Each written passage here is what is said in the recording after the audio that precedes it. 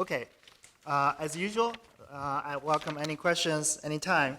So let me first recap what we discussed yesterday. So yesterday I introduced two puzzles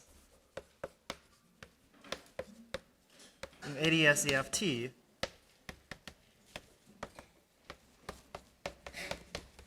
The first puzzle is the radial commutivity puzzle.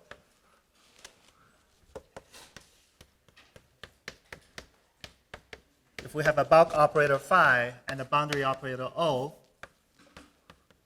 on the same time slice, it seems that the commutator should be 0, but this is impossible because of the time slice axiom. The second puzzle is the ABC puzzle, where the same operator in the center seem to have three representations. Suppose the three regions are called A, B, and C. It has representations on AB, on BC, and on CA. But they cannot possibly be the same operator in the CFT, so we don't know what this means. And then I introduced a toy model, which is a quantum error correcting code. The toy model is a 3-qubit code. The code is used for sending 1 qubit's quantum information from Alice to Bob. So instead of sending a state psi, generally a general state of 1 qubit, Alice will send a state psi tilde, which is a state of 3 qubits. And we can write down explicit formulas for how to encode the state psi into a state of 3 qubits. In particular, we had the formulas like 0 tilde should be basically 0, 0, 0 plus 1, 1, 1 plus 2, 2, 2 up to normalizations and so on. And towards the end of last lecture, we wrote down a unitary operator that decodes the information. So after Bob receives the information, in terms of 3 qubits, he wants to get what the information actually is. So what Bob does is to act the unitary operator U12, say on the first qubits,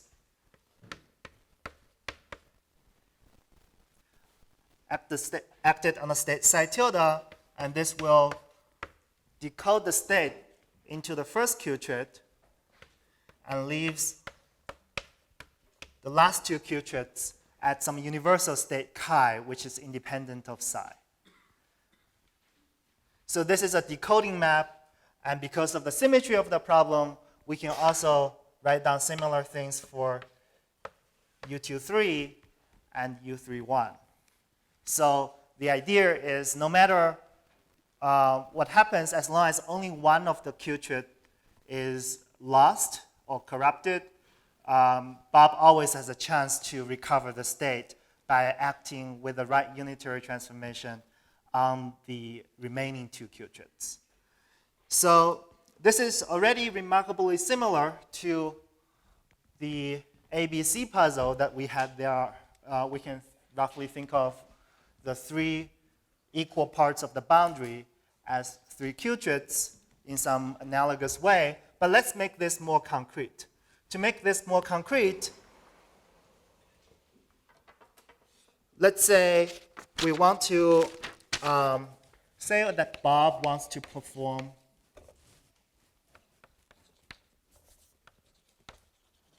some quantum computation on the qubit instead of just decoding it.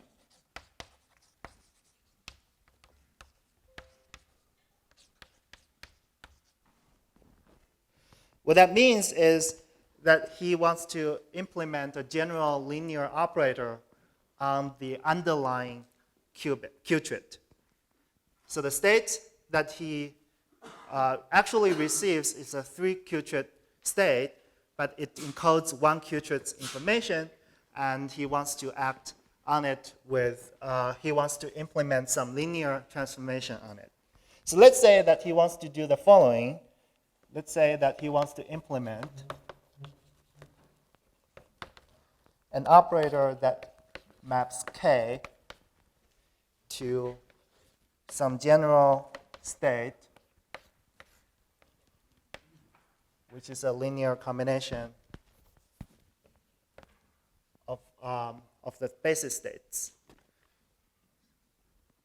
So we can choose the matrix element of this operator to be general, and that's a general linear transformation. And the task is to implement this as a 3 qubit operator. Let's call that O tilde. O tilde should act on H code, the code subspace. What that means is that if O tilde acts on a state in the code subspace, the resulting state is still in the code subspace. That has to be true if the implementation is successful. Furthermore, O tilde needs to has the same sort of action as the underlying action that he wants to implement. So O tilde should have the same matrix element as before. So this is what happens to the 3 physical qubits, and this is what we want to implement. So the first thing we can notice, the first fact about this is that O tilde is not unique. There are many choices because we only require O tilde to act in this specific way on the 3-dimensional code subspace. We haven't constrained how it acts outside the code subspace. So there can be many operators that do this. And in general, it involves all 3 qubits.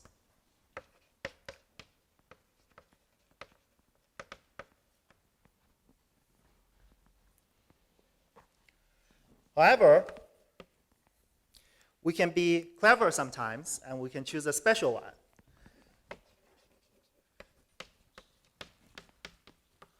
For example, here is a specific way of choosing an O tilde, which is rather nice.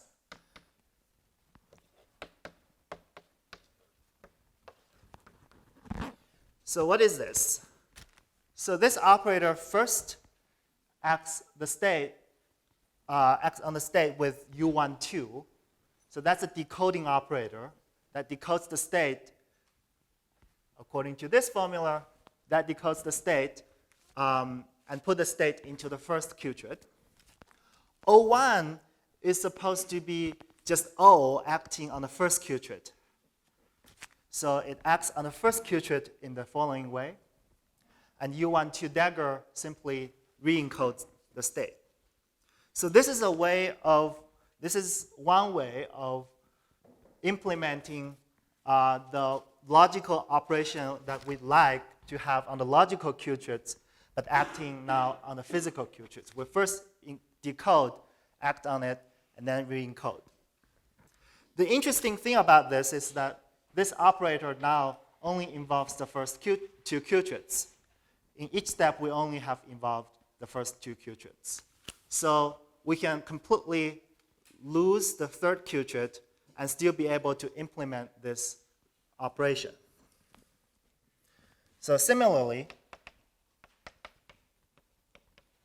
we have O13 and also O23. O13 tilde and O23 tilde. They can also be implemented in the same way using the corresponding decoding operator. This is just because of the symmetry of the problem.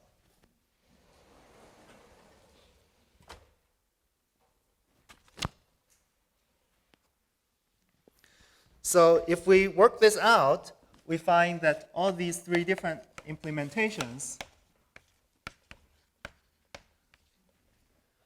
by definition, they must satisfy, let me call this equation the smiley faced equation. They must all satisfy this equation because they must be correct implementation of the same logical operation.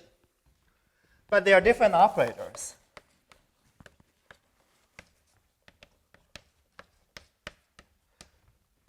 In the full 3-qubit Hilbert space. Because they act in different ways outside the code subspace. So what happens is there are different operators that act differently outside the code subspace, but inside the code subspace, they all act in the same way.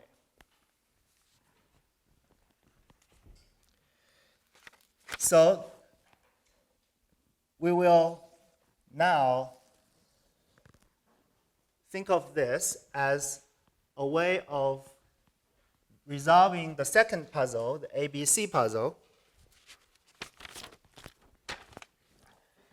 by identifying the two pictures that we, well, first let me borrow the picture that we had before.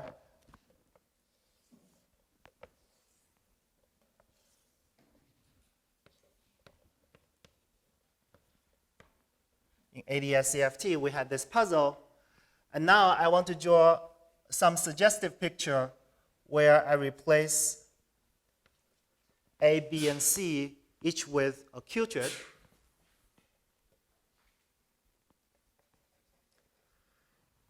And in the center, I have a logical qubit. So in the right picture here, the 3 qubits on the boundary are the 3 physical qubits that Alice is actually sending, but the information contained in the state is encoded as a logical qubit.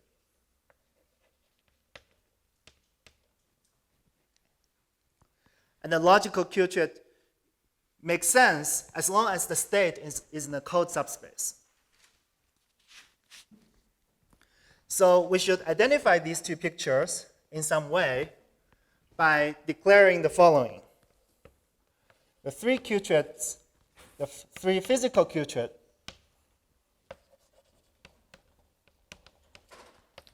should be identified with local degrees of freedom in the boundary CFT.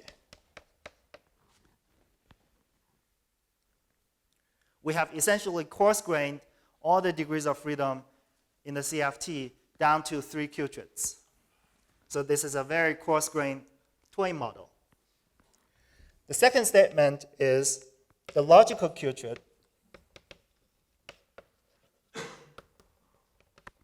should be identified with the bulk operator in the center.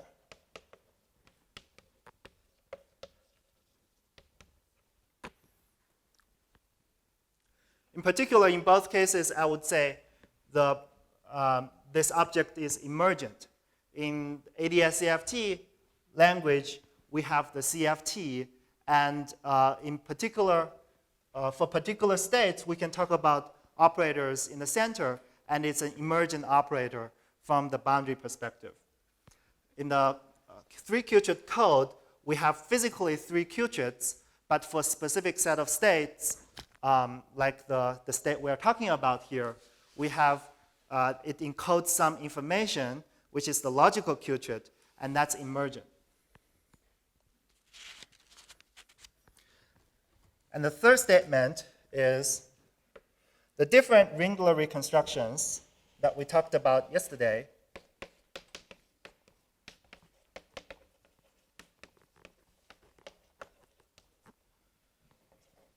phi AB, phi BC, and phi CA are simply different ways of implementing the same logical operator.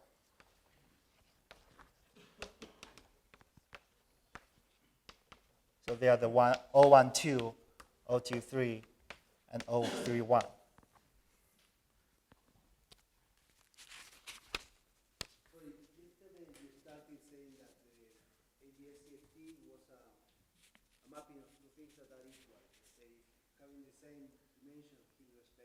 Yes. Here, since you have a less dimension for the values, right? I will answer that question in 5 minutes. Okay. That question has a very good answer. But before that, I want to first say what this means in terms of solving the AdS CFT, solving the ABC puzzle.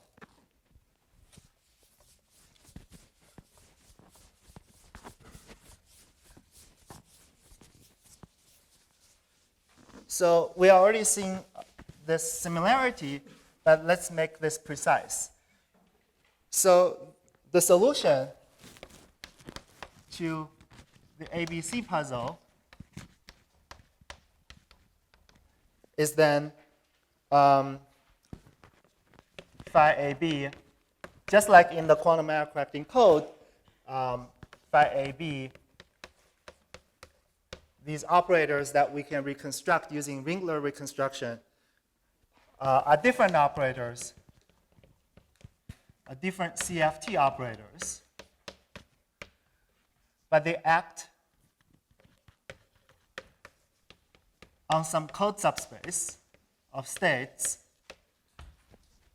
in the same way.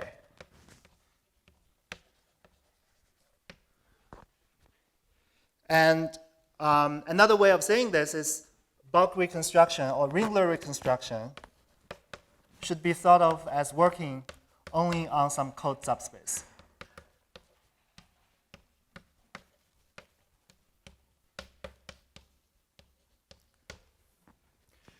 Another way of saying that is, yesterday I wrote down in the Ringler reconstruction case some operator phi in a bulk as being represented by an integral of a smearing function with an O, the boundary CFT operator. That equation should really be thought of as an operator equation only on H code. It should not be thought of as an operator equation on the full Hilbert space.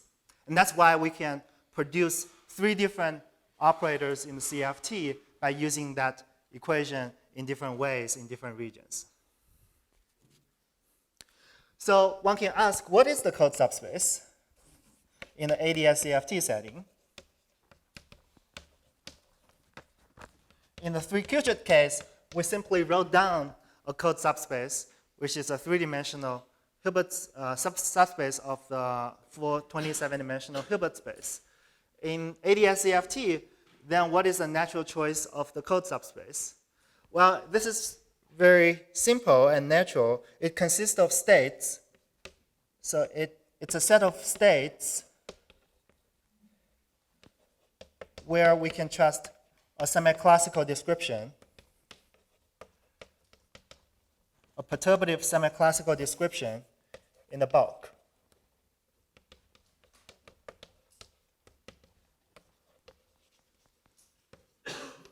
Of course, not all states in the CFT are dual to some state with a semi-classical description in the bulk. So the code subspace does not contain every state.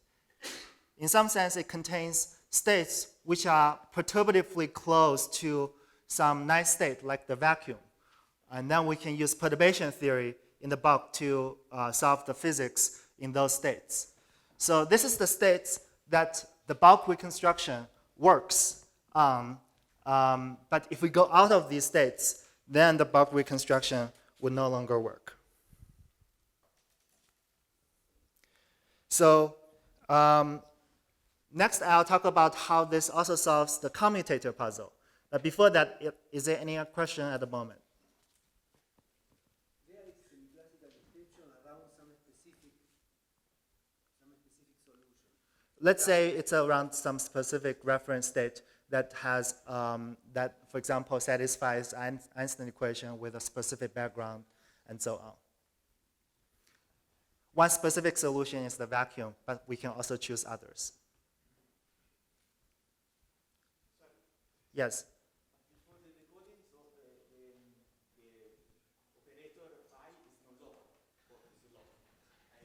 these operators here are all non-local operators in the CFT.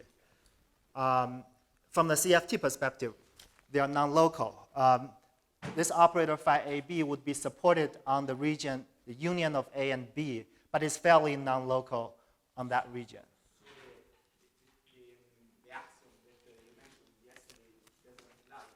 Oh, this is a different puzzle. The axioms was supposed to apply to the radial commutativity puzzle. That's a different puzzle. There we talk about, so let me say a little bit of that. There we talk about the commutator of a bulk local operator realized as a non-local operator in the CFT with a local operator in the CFT. So O is a local operator in the CFT. Phi is an operator in the bulk realized as a non-local operator in the CFT.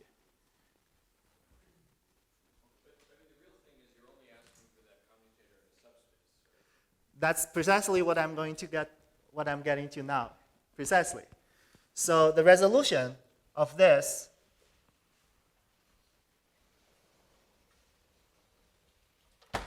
the radial commutativity puzzle is that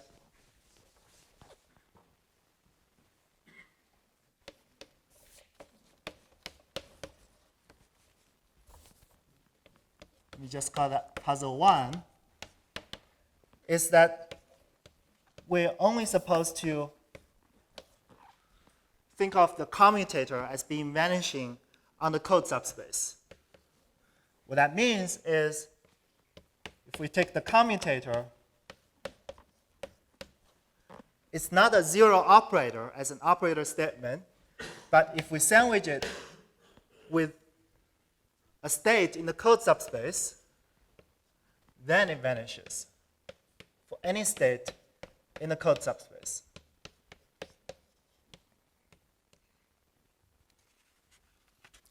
So let's first note that once we weaken the statement away from an operator statement to a statement like this, there's no contradiction now with the time slice axiom.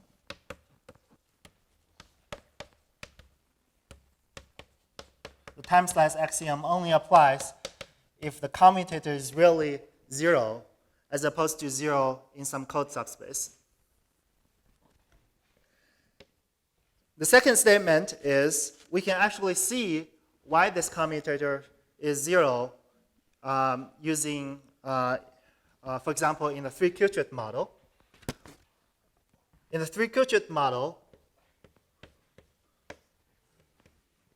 the notation is a little bit confusing sometimes, but in the 3-Qubit model, we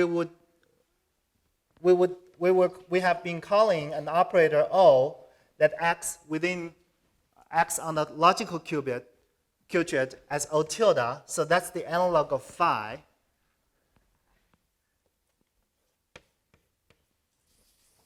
Let me call that O tilde. It's the same O tilde. So O tilde is an operator that acts on the logical qubit. It preserves the code subspace, and that's analogous to the operator in the center, phi. And here, instead of calling a local operator O, we can talk about a local operator, which I call X3, acting on a third Qubit. So the idea is that,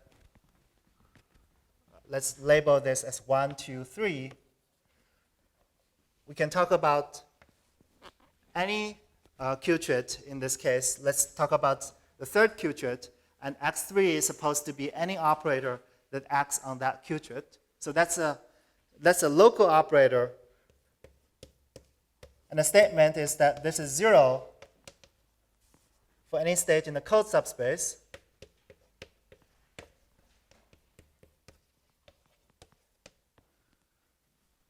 And the way to see that, well, the first thing you can check is that O tilde generally does not commute with X3 as an operator. But if we sandwich it with states in the code subspace, we can replace O tilde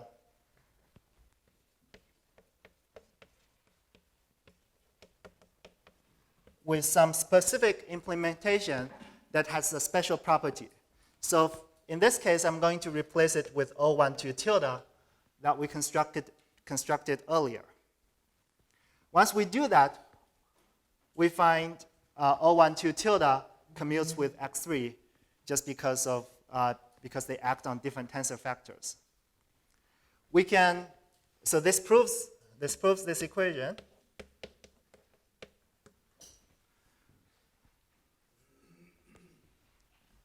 If we had another operator acting on a different Qubit, we can use a different implementation to perform the same argument. For example, if we had x1 here instead of x3, we could have chosen O tilde 2, 3, and that they would still commute. So the statement is that as long as we sandwich the commutator with a state in a code subspace, we can choose the right implementation so that the commutator is 0 for these states. So we have realized the property that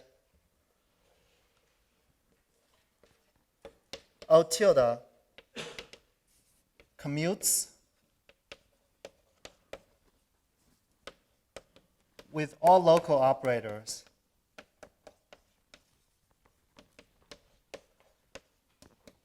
in the code subspace, as long as we are in the code subspace.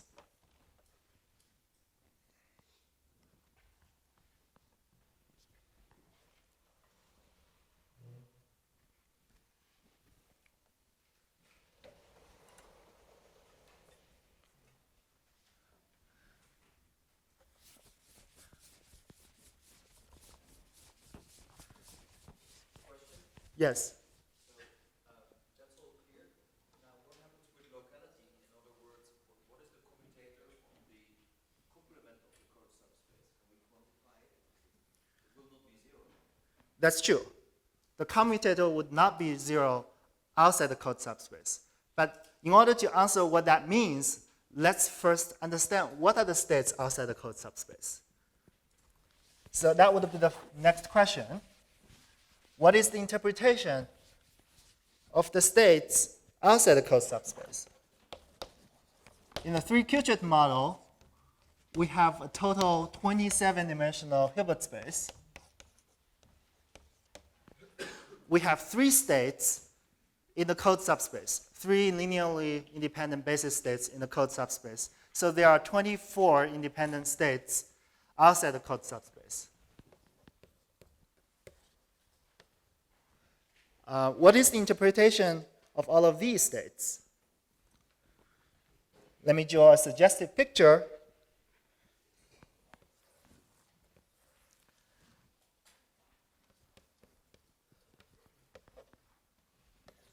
So previously, I've drawn a picture where inside the code subspace, we have some logical Qubit encoded in that state, but outside the code subspace,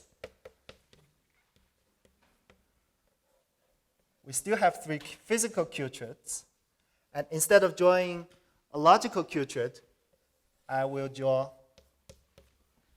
that. And what is that? So I'll say that that's a black hole. The 24 states outside the code subspace are simply microstates of a black hole that has swallowed the bulk point. Why does that interpretation make sense? So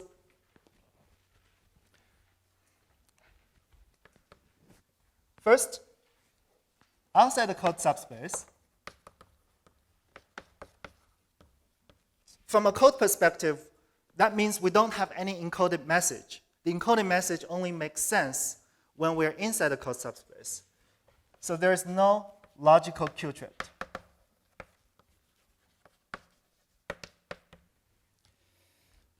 Similarly, we can say that in the AdS CFT case, there is no bulk point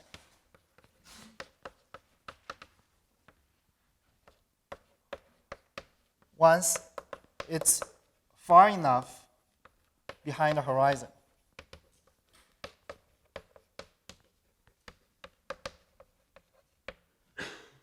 Once the bulk point is far enough behind the horizon, there is no way, we can no longer account for it in some semi-classical way. And the way that, the reason that we cannot account for it in some semi-classical way is interpreted as saying that now we are outside the code subspace where the commutator is 0.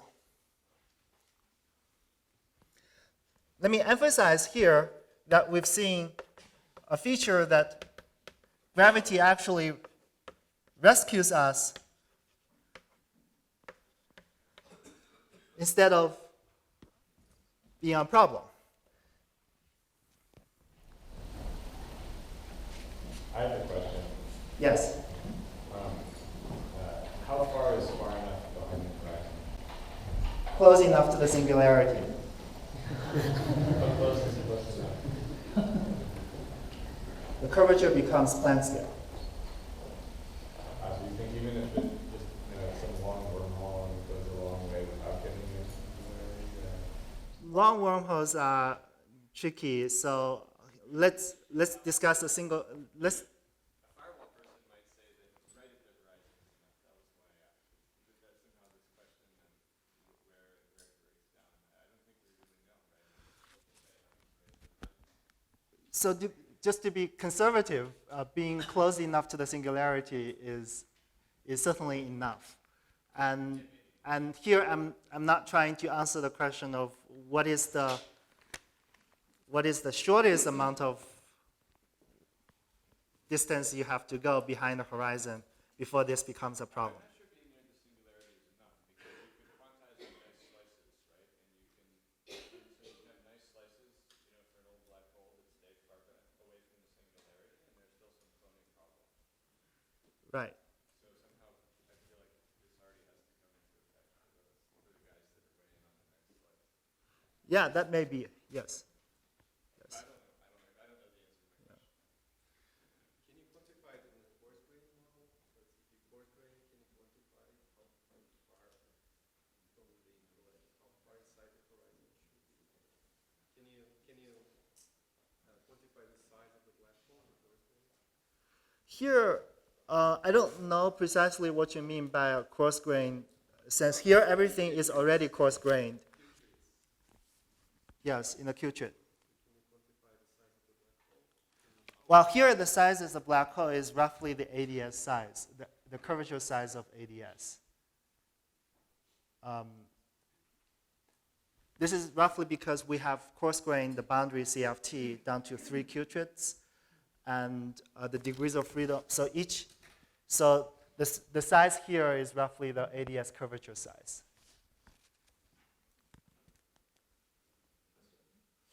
Yes. Is the assertion that the states outside the core subspace corresponds to black hole state? Does that only apply to this specific model or also to the AdS CFT? This also applies to AdS CFT. Of course, calling these black holes are just definitions in a Qubit model, but we have to make a connection to what expect black hole states look like in AdS CFT. So that statement really is meaningful in the AdS CFT setting. Yes. Yeah, so from the AdS CFT point of view, Yes. does it have to be a black hole or maybe something else?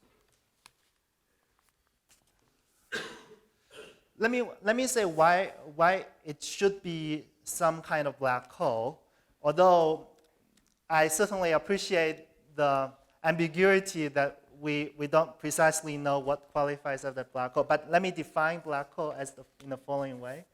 Let me define it as a state where at least somewhere in the space-time, the semi-classical description breaks down horribly. So I don't think you say you only need a state which is not, say, connected to the vacuum in the sense that they're in the same Hilbert space, right? Say, for example, if I consider cosmological solution in some kind of time evolution with particle Presumably, that kind of solution which does not have a black hole should not be in the code space. Because that is, even when even from the perspective of quantum field theory in code space time, they should not be in the same Hilbert space as the black hole. Then I would say that's already outside the code space. So let me say the following. Perhaps when I say first at least in this example, if we're talking about a state outside the code subspace, then the commutator statement does not hold in general. And what that means is that there's some breakdown of locality. Now, it is true, on the other hand, that suppose we're talking about not just this model, but AdS CFT. I'm going to talk about more complicated, more intricate versions of this model that resembles AdS CFT more closely, but let's just talk about AdS CFT for now. There we can choose a code subspace.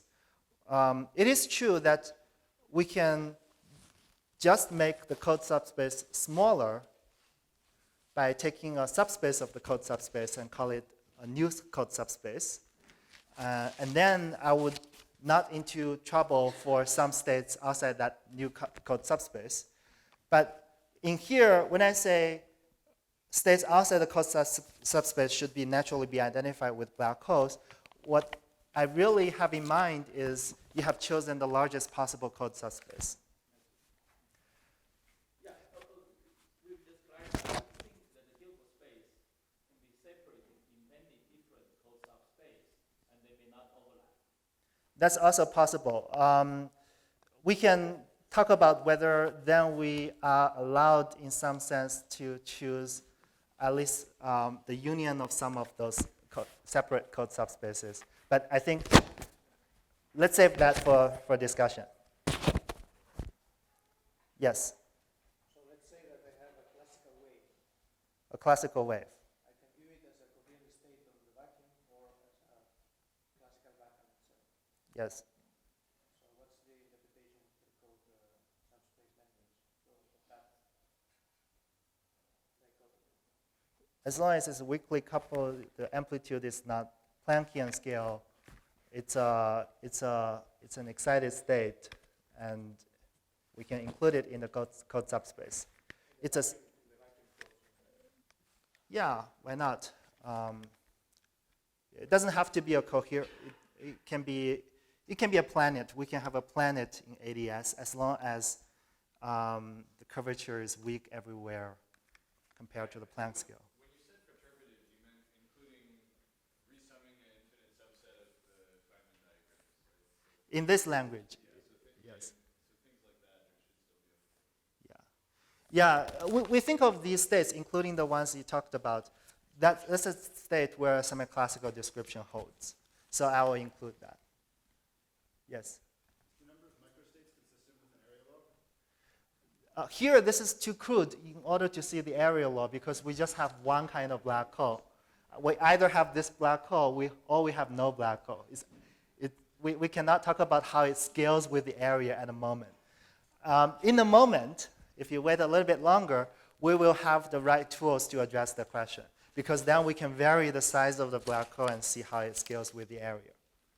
Yes? So you're saying that you put the vacuum and the planet in the same space, coded space. Then the issue of dressing has to be done. There is an issue of dressing, right? We need to include the issue of dressing in that case. Yes, that's right. Yes. But I'm not going to discuss that complication for now. But then eventually say you will also include the star, and then eventually the star can collapse. And so how do you make the distinction? So here, one thing to notice is that I haven't really said much about time evolution or dynamics at the moment. I'm mostly talking about physics on a particular time slice and talk about the state on that time slice. If I had a way of, so a quick answer to your question which may or may not make you more satisfied, is that time evolution does not necessarily take a state inside the code subspace to a state inside the code subspace, because it can collapse a completely semi-classical state into a black hole. But we may explore other better answers to your question. So that's a quick answer to that. Yes? So here, not only did you like say, okay, this is a black hole, but you also did the entropy of the black hole. We can take, again, this is, yeah, again, we can take the log of 24 and call that the entropy of the black hole. But it depends on what you want to do with it. If you want to see how it scales with the area, then you need a way of changing the size of the black hole. But I'll discuss that in a moment. Yeah. Yes? I know it's a special case, but why did you say this? I didn't understand. Why is this issue connected with the singularity? Because the BTZ black hole has no singularity, but I would guess that this picture applies anyway. The singularity was really a way of finding a failure of semi-classical description. It's what we're guaranteed a failure of the low-energy effective field theory. So that's why I was talking about singularity. But we don't have to talk about it if it is. Yeah, once you include matter filters, I mean, yeah, it's kind of a comical singularity in the pure BTZ solution, but then you matter fields or something, and it'll be perfect. Yeah, a small perturbation would make it a true singularity in that case. So it's not correct to say that semi-classical description still holds near what would be that canonical singularity. So, okay.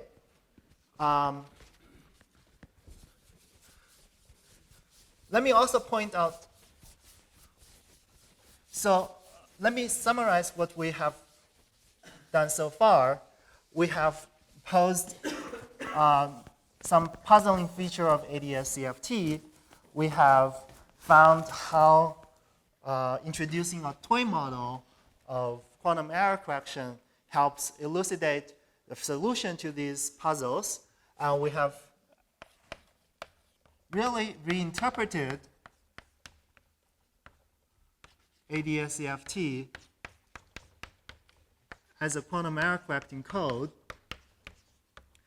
And before I go on, let me point out a feature, a general feature of this code. It's not a general kind of code that you might write down in quantum error correction. It has some interesting special feature. One special feature is the following. If we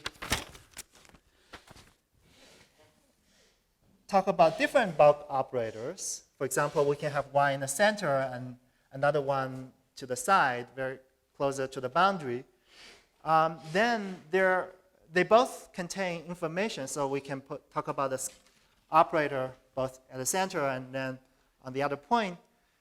And the information that they contain is protected to different levels in the CFT. And this is because if we have an operator in the center, we have to erase a big region on the CFT in order to destroy that information. So just to illustrate how that works, we can erase many smaller regions without actually destroy the information in the center.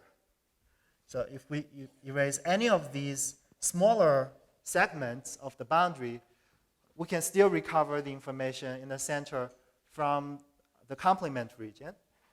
However, if we have an operator very close to the boundary, we can just delete a small region on the boundary as long we can choose the right one, and then the information contained in that operator will be destroyed.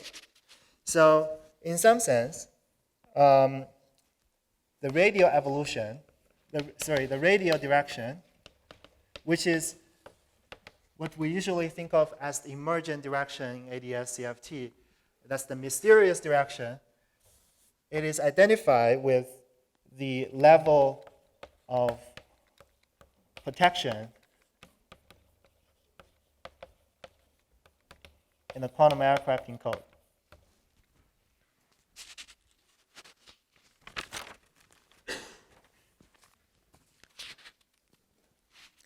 Okay, so we have seen the 3-qubit code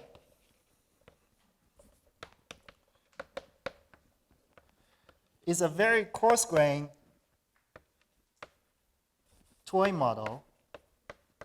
It shares a number of nice features with AdS CFT,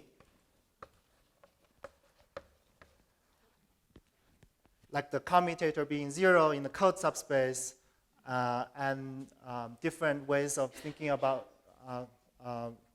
implementing the same logical operator, and that's very similar to Ringler reconstruction. But it's a very coarse-grained toy model of holography. We have only one bulk point and 3 boundary points, and each of those points is really only a qubit.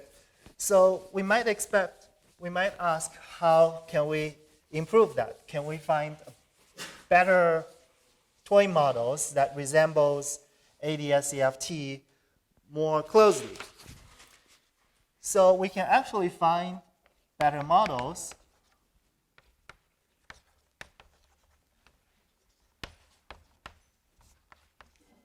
And one of the ways to do that is by using tensor networks.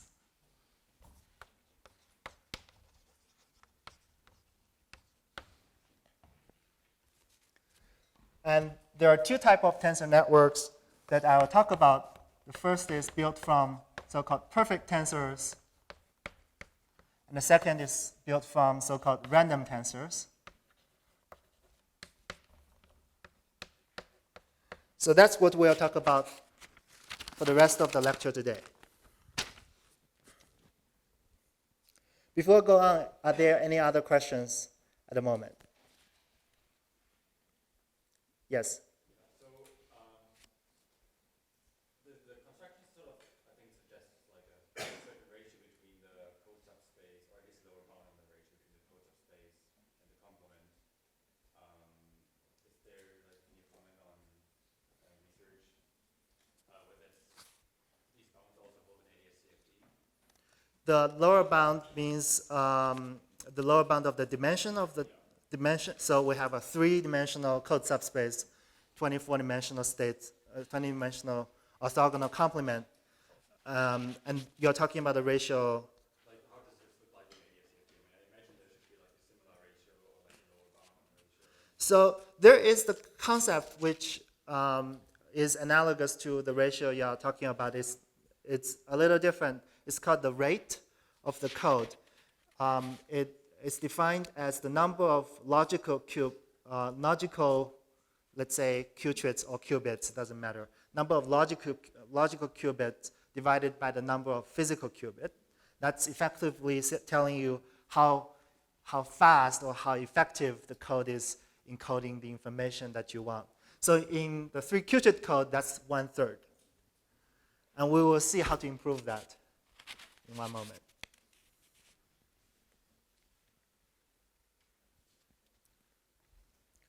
Any other questions? Yes. So this error correction code, to phrase it another way, we may say that holography somehow decides to encode the Bach information in a redundant way. Yes. So do you have some perspective somehow why holography wants to encode the Bach information in a redundant way? One reason is it's very difficult to emerge another dimension. And you want to do that in AdS CFT. And the reason that it's very hard to emerge another dimension is precisely the radial commutivity puzzle. In the quantum field theory, if you have a quantum field theory in d dimensions, you cannot suddenly grow another dimension, because if you really grew another dimension and it's a quantum field theory, then you would have the commutativity puzzle, because in that new direction, a commutator would be 0 at space-like separation. However, quantum error correction is a natural way to solve the puzzle and the other puzzle. Somehow, somehow I think you're saying that, because you grow in another dimension, you don't need the locality. Somehow it's locality. It is locality. You need, precisely. It's to try to grow another dimension in at least some semi-local way. Because otherwise, growing another dimension does not mean anything if it's not local. We can always just rewrite the theory in some very non-local way in a different dimension. But the point is that in order to do it in a fairly local way and grow another dimension, that would be very, very difficult to do. And quantum error correction is a natural way to do this. I don't know if that's the answer you are seeking, but that's one question. We know another way of growing. Yes. Yes. These deconstruction models, where you use like a quiver gauge theory to kind of lattice. Yes. Do you know if that can be phrased in this language, or I don't know if numbers are small, but I don't know. I don't. in that case there is no gravity, I think. Yeah, there is no gravity. Also, the context is a little different. I think those are, it's like a lattice that you're growing, so it's kind of local, it has a cutoff. Yeah, but there is not a duality in the sense that you're It's like a low energy. it's a low energy sector. It's a low energy sector, yeah. Right. Yeah. So Growing a large extra dimension, right? right. But still it's kind of local. Yeah. I don't see an immediate. It would be useful to have one, but I don't immediately see a connection to quantum error correction in that case. Yes. Is there a sense in which a single general bulk geometry corresponds to a single CFT state? Or like, how is the AdS CFT correspondence still one-to-one in this picture? Oh, good. It is still one-to-one because most of the, so let me say the following. So when we think about AdS CFT as a duality or one-to-one map, that means every boundary state needs to have some bulk interpretation. Now, what I'm saying here is that most of those states are not semi-classical and correspond to black holes. That actually agrees with thermodynamics in AdS CFT. So that is in no way contradicts the statement that AdS CFT is a duality. In fact, the code subspace is a subspace of the CFT Hilbert space, but it's also a subspace. You can also think of it as a subspace of the full quantum gravity Hilbert space. The full quantum gravity Hilbert space will have descriptions not just about these low energy weakly coupled states, but also very strongly curved, very contain singularity, other black hole states, so it contains everything. And it's that thing that is dual to the CFT in a precise way. Yes? I'm a little confused about the earlier thing you mentioned. So if I have a planet, you said that because the curvature is weak, this is still in the closed subspace. Is that the case? Yes. But I cannot think of an operator that creates a planet as a, because if I have an operator that creates planet here, another operator creates planet there, then they're not really independent because of background. So you need to introduce the gravitational dressing when you do this. So this is the part which I didn't have time to go into details about, because the operators here are all very light and does not backreact a lot. But if you start to talk about planets, then in the operator that creates the planets, one needs to introduce the gravitational dressing of that operator. So one can do that in a more or less systematic way in canonical gravity. And once you include that, there is no problem in thinking about the state as part of the code subspace. But I thought the code subspace is defined as something that these operators can be error corrected, so it looks confusing with boundary. Yes. Yes, so with the gravitational dressing, the statement would be that so for example, if we have a bulk operator that is gravitationally dressed and through a gravitational Wilson line to a boundary point, then one can show that this extended operator, including the Wilson line, still commutes with operators that it is truly space-like with. That means other boundary operators that are not at that point in the code subspace. So you would have a similar statement as long as, so phi here can include some no code dressing, and the statement that the commutator is 0 in the code subspace holds as long as phi and O are truly space-like separated. Yes.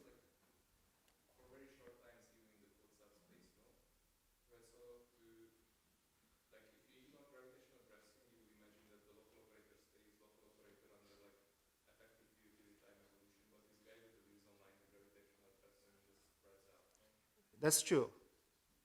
I chose to look at more concentrated gravitational dressing to be simple, but you can smear them out a little bit. That's okay.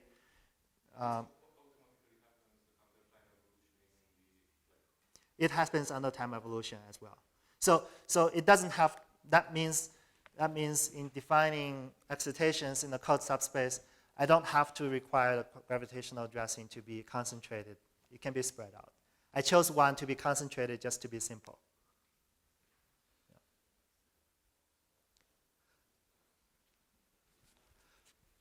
Okay, so let me talk about tensor networks. The first kind of tensor network I'll talk about is the perfect tensors. It's built from perfect tensors. And this is sometimes called the happy code. It's named after Pastovsky, Yoshida, Hallow, and Fresco. In order to introduce these codes, let me first introduce some basics.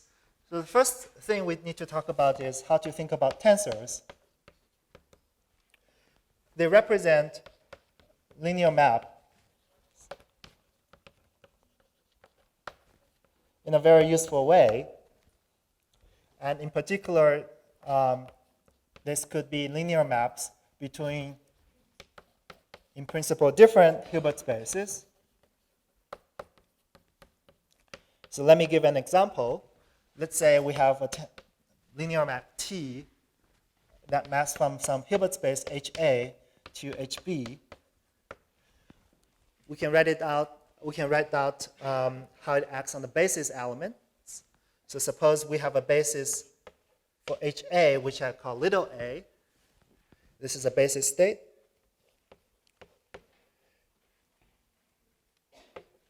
And after action of T, we find some state in the B Hilbert space, which can be written as a linear combination of the basis states in B.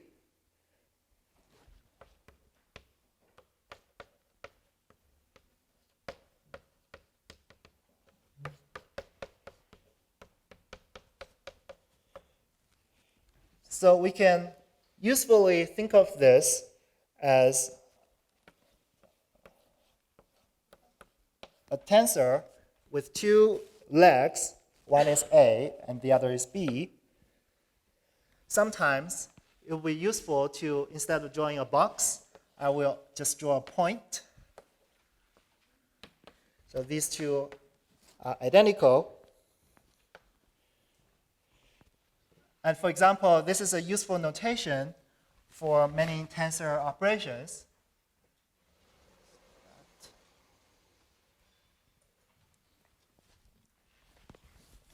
We can form, for example, products of two t's, t1 and t2, and the action of t1 times t2 is simply to contract two tensors. So in this language, t1, t2 can be thought of as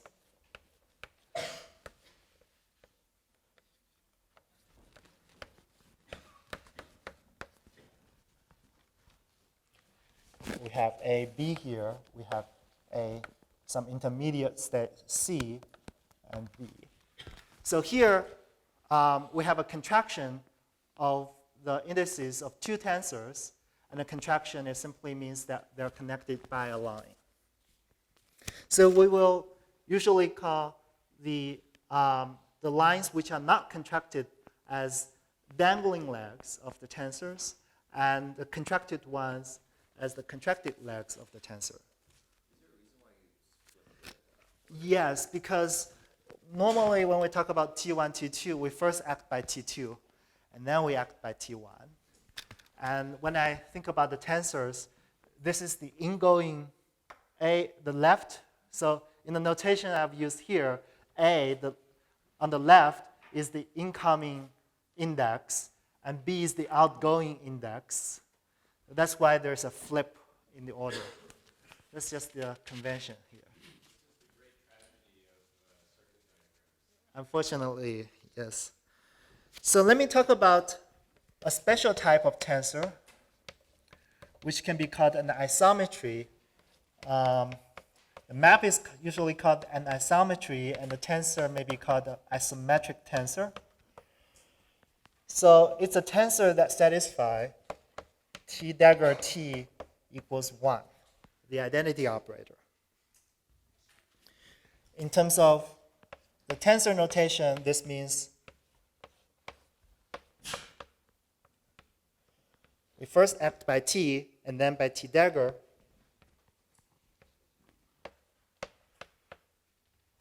And this is equal to a straight line with nothing. This is simply the identity operator. With no tensor around, then it's a delta AA dagger, or delta AA prime. So that's an identity tensor. So there are two equivalent ways of understanding what isometry is. The first is that, so there are equivalent definitions. The first is that the map should preserve in a product. Any map that preserves in a product is an isometry. And the second equivalent definition is that we can think of T as a unitary transformation as long as we view it as a map from HA to its image.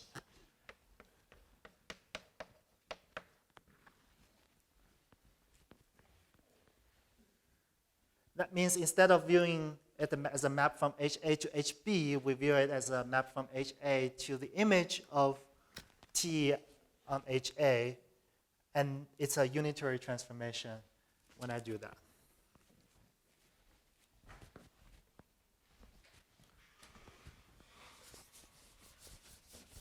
It is very easy to show. So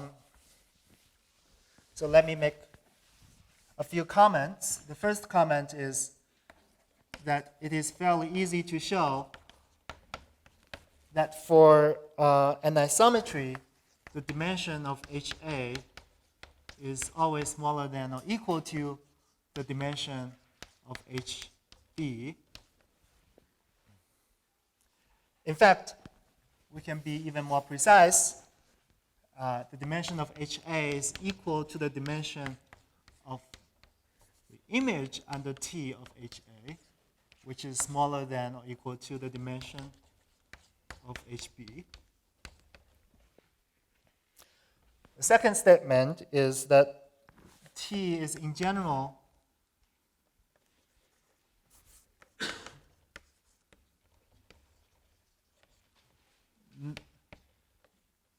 not unitary from A to B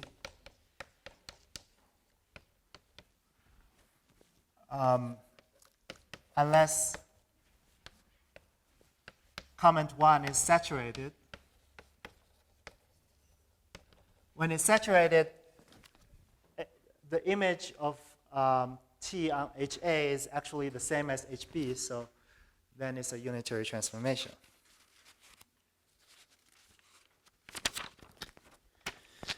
The third comment is that if we have an operator O acting on the incoming leg, or the incoming index, which is A in this case, it can be replaced by an operator O prime acting on the outgoing leg.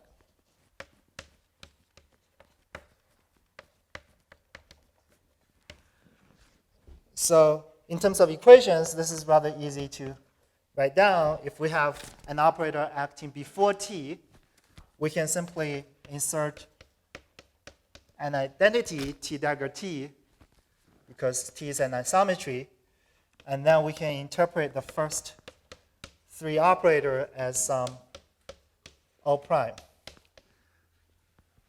So O prime is simply defined as T O T dagger. In terms of the tensor notation, this is rather easy as well. We have an O acting before T, that's why it acts on the incoming leg. We can push the operator through the tensor, get another operator O prime, where O prime is simply defined as first acting on T dagger, then act with O, and finally with T. This is a definition. Okay. So we call this pushing pushing an operator through the tensor. We always push it from the incoming direction to the outgoing direction.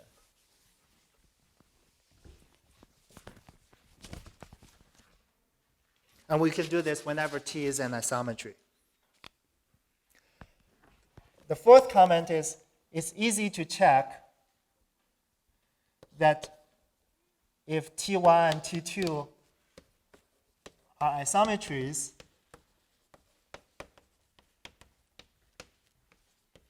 so is T1 times T2. It's a one-line argument. And one can also think of it as the following. If T1 and T2 are both isometries, then you can actually push any operator on the incoming leg through both of them. You can push them successively.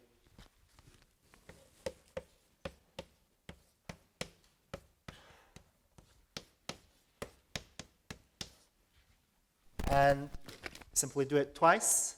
And the reason that you can do that is because T1 times T2 is also an isometry. So we've been talking so far about tensors with two indices, but we can talk about tensors now with more indices.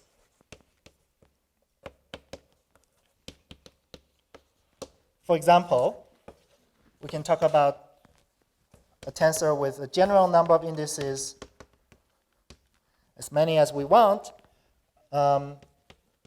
We usually want to divide the m indices into a set A and its complement. And then we can, once we do that, we can think of it as a unitary transformation from A to A complement. Oh, sorry, transformation, not a unitary. In general, it would be just a map from A to A complement. So, as an example, let's consider A of A1. Let's consider a tensor with 3 indices. We can think of this in at least 2 different ways. One is we can think of it as a map from 2, 3 to 1. What that means is that it maps state from a basis state A to A3 into a state in A1. So the way to think about it is that we have 3 indices. Each index corresponds to a Hilbert space on its own. We can call that A1, A2, and A3. Now this map is a map from A2 times A3 to A1. But we can also think about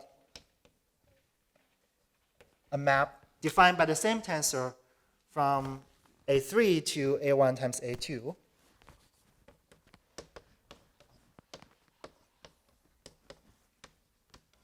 And the action is also written down in the obvious way.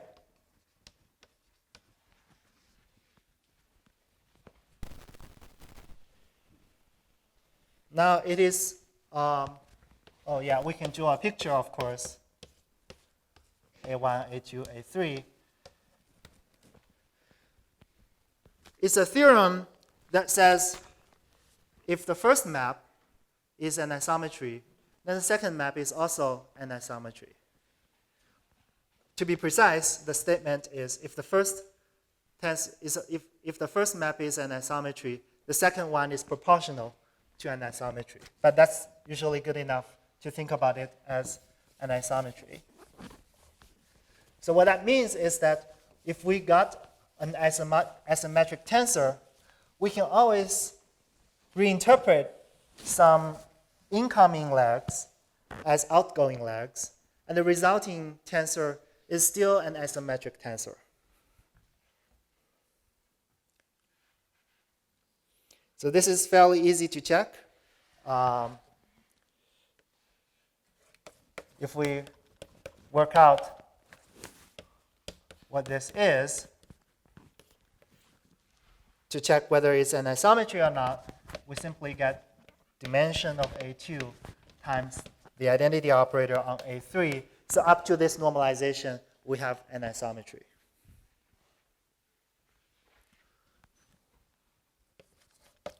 So let me write it down. We can always replace incoming legs. Maybe replace is not the right word. We can always reinterpret incoming legs as outgoing in an isometry and keep the isometric property. So let me label this statement as a star because I'm going to use it later. The dimension of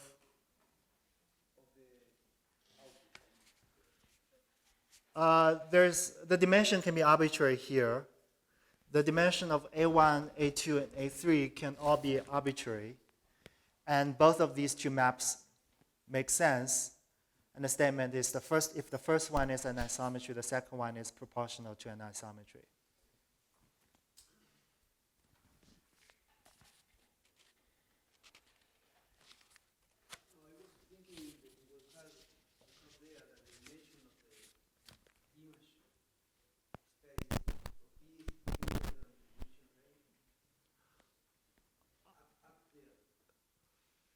Yes, but when I say this is an isometry, I'm already guaranteed that because of that statement, that A1 is large enough to contain. A1 has a larger dimension than the dimension of A2 and A3. Right. This is not saying I can exchange things. This is only saying I can take if I have an isometry, I can take some of the incoming legs and interpret that as outgoing legs. And I cannot do anything else. And if I do that, I'm going to keep satisfying that inequality about the dimension because I'm just adding more to B while taking something from A. So that's going to be okay. Not the other way. Right, not the other way. This is only saying if I get an isometry, I can do this, and I still be having an isometry.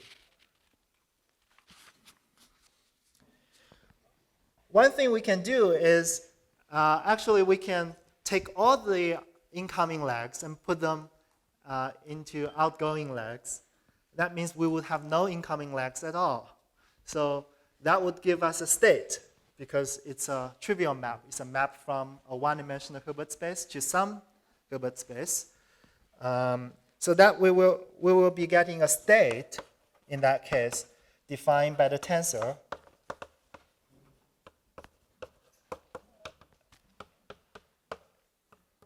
And the state is in this case, let's keep using that example, it's a state in A1 times A2 times A3.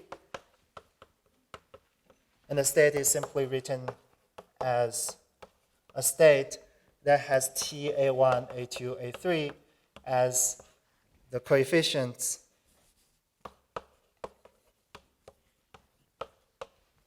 So sometimes it's useful to think about this state when we think about the tensor. Specifying this state is uniquely specifies the tensor that we are interested in. Okay, so now we can talk about an even more special type of tensor than the isometries that we have been talking about. So they are called perfect tensors. They're perfect because, roughly speaking, they are isometries whenever it's possible for them to be isometries. So let me explain that. A perfect tensor is, let's say, a tensor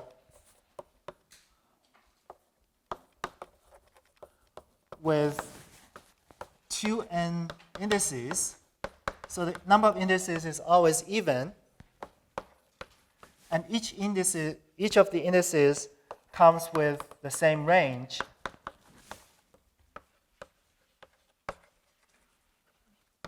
That means the Hilbert space that we associate to each index has the same dimension. In general, they can have different dimensions, but now we're talking about a special case. And it has to have the property that for any balanced bipartition,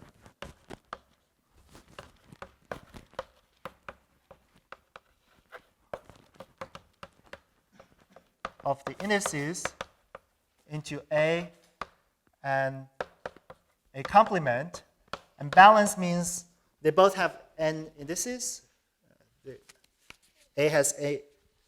group A has n indices, then the rest, a complement also has a indices.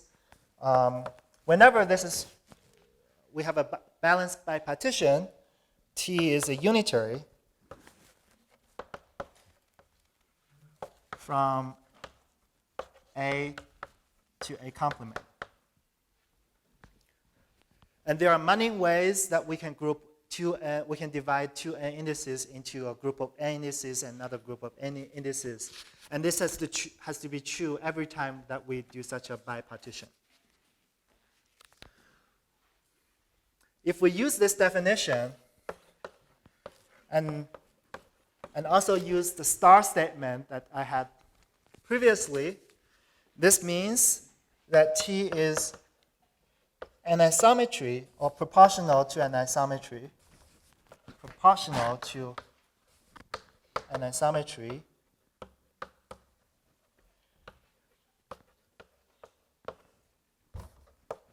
whenever we have a partition where A is smaller,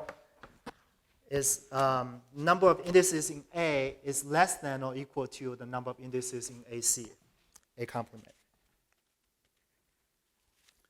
It's an isometry from, of course, again, it's an isometry from A to A complement.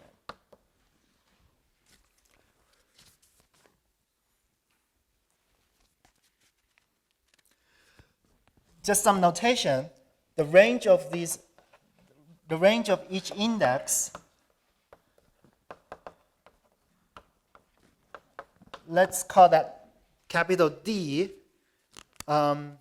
That's sometimes also called the bound dimension.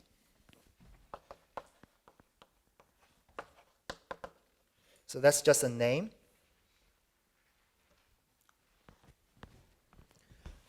And as I mentioned earlier, for each tensor, I can characterize it also with a state. And perfect tensors might be, would correspond to states that we can call perfect state, perhaps. But these states are simply, so what we might call perfect state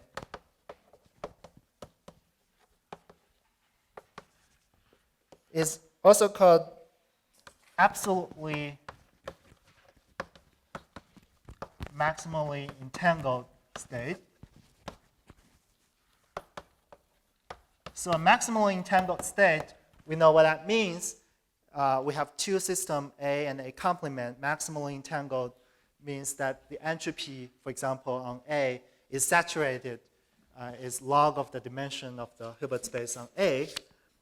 Absolutely maximally entangled simply means that as long as we separate the system to any two equal parts, it's maximally entangled between the two equal parts.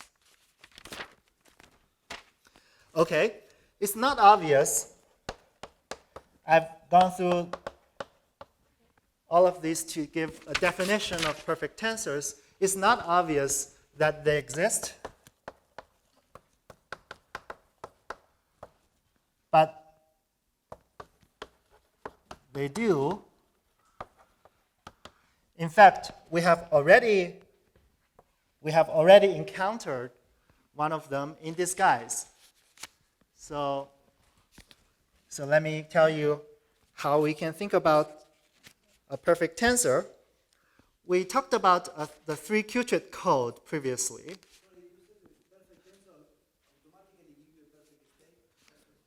The perfect state was supposed to be just a name that I associate to the state that corresponds to the perfect tensor, so that's almost the definition. You give another definition. The other definition is that a state where a state of 2n spins, for example, where any n spins are maximally entangled with the rest of the system. That's called the maximally entangled, absolutely maximally entangled state. And that's equivalent to this, as you can see from the definition here.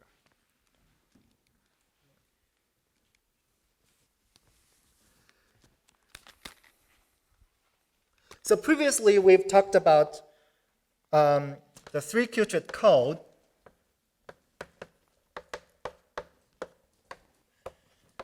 And in fact, it is based on a perfect tensor, a 4-index perfect tensor.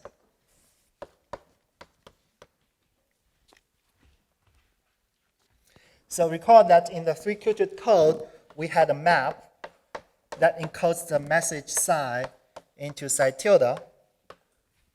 This is what Alice does when she sends the information. And in particular, we had a map of the basis state, 0 to 0 tilde, which is some combination of 0, 0, 0, 1, 1, 1, 2, 2, 2. We also wrote down how to map the 1 state and the 2 state. And I trust your memory, so I don't need to write them down. Now, this is a map from 1 qubit to 3 qubits. So we can think of that as defining a tensor, a 4-index tensor. So one of the homework's problem for today is to show that this is a perfect tensor. The definition is explicitly given, and you can check that it is a perfect tensor. It's a perfect tensor with bound dimension 3 because we're talking about a qubit. Yes? Okay. Good. So it turns out that this is a very nice perfect tensor, but we will be using another one. We will be using a 6-index perfect tensor with bound dimension 2. Instead of a 4-index perfect tensor with bound dimension 3, well, bound dimension 2 means we're talking about qubits instead of qubits. So if for some reason you didn't like the qubits that I introduced in the previous lecture, then you'll feel happier. And also, understand this is it from qubit collaboration, not it from qubit. So it's good that we're now talking about qubits now.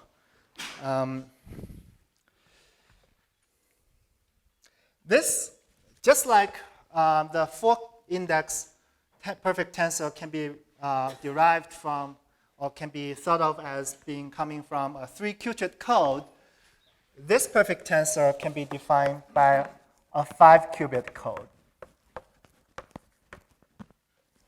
So this is the first statement that I'll make about this perfect tensor. It's a 5-qubit code that encodes one logical qubit. So it's a map from 1 qubit to 5 qubits, and that gives a 6-index tensor. So that part checks out. To be more precise, it's a map from a 2-dimensional Hilbert space to a 32-dimensional Hilbert space. But one way of giving the definition in the most concise way turns out to just give the definition of the perfect state. Once you have the perfect state, you can then go back and write down the perfect tensor. So I'll instead define this perfect tensor by defining the state. This is a state on 6 qubits. The way that turns out the easiest way to define the state is, so I forgot some coefficient. So this state has 64 coefficients that I would in principle need to specify in order to define it. So that's a lot of numbers to specify and not efficiently written down on Blackboard. Instead, let me define the state in the following way. So let's consider products of Pauli operators acting on the 6 spins. We're thinking about now these qubits as spins. And we can consider the following products. The first one is x1, z2, z3, x4, identity acting on 5, identity acting on 6. X, Y, Z are the usual Pauli operators. So this is a chain of Pauli spins. I can talk about a different one. I can call that S2, which is identity X, Z, Z, X, I. So I'll ignore the indices to be concise. It turns out that I can keep doing this seemingly at random. But one thing you can check is that they all commute. So I now have written down 4 of them.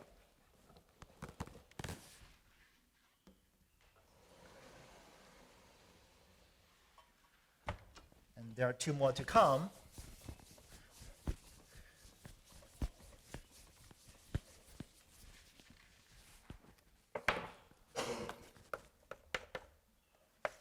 x5 is very simple. It's a product of 6 x's, and the last one is a product of 6 z's. So one thing to check is that all these product of polys commute, or 6 of them, and which means now I can define a state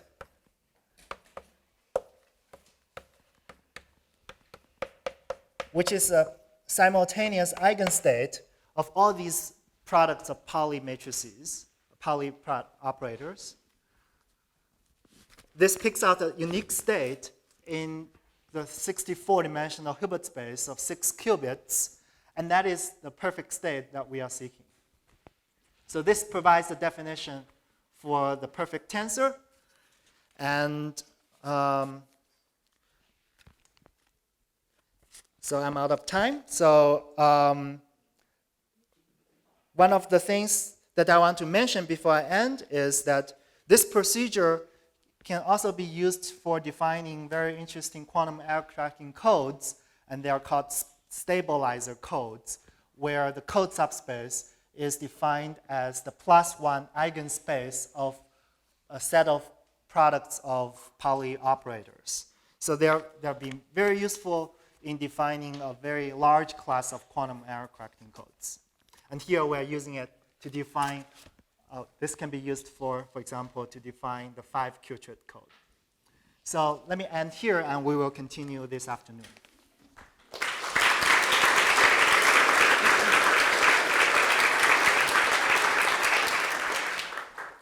Okay, so questions?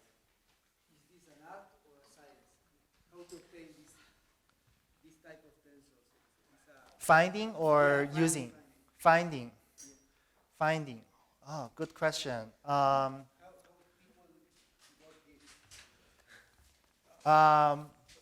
You don't need to, because the random one will work. So there is the question of what we need, or there's also the question of can we find all of them regardless of what we need? And I'm not sure I know the precise answer to that second question. I would imagine you can just put the problem on a computer and they will generate a bunch of perfect tensors for you. But So they are not so rare. well, I've given 2 already, and we haven't. Increasing the size right now. That's a good question. I don't know. My impression is that they are not that rare. I mean, not only they are now there, they are most of them. They are what? Sorry? But most of the stabilizer space are perfect. Yeah. No, that's not true. At least for background dimension. So maybe there's a statement when the bound dimension is large enough, almost, quote unquote, almost all of the stabilizer state can be thought of as perfect tensors.